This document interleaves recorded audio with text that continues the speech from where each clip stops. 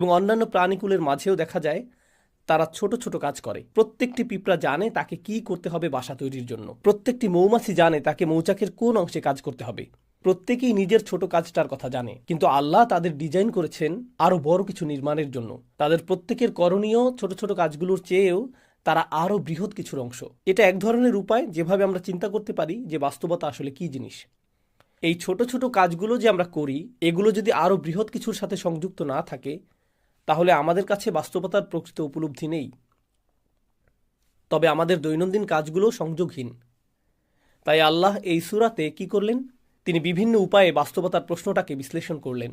আমি এখন যা করব, এই ২০ মিনিটের কম সময়ে ওই চিত্রগুলোর একটি আপনাদের সাথে শেয়ার করব। যখন আমাদের জীবনের এই সমস্ত ছোট ছোট মুহূর্তগুলোর সমাপ্তি আসবে অতি সত্বর, অথবা পরে এক সময় আমরা মাটির নিচে চলে যাব, এরপর চরম সত্য ঘটনা, চূড়ান্ত বাস্তবতা আরম্ভ হবে।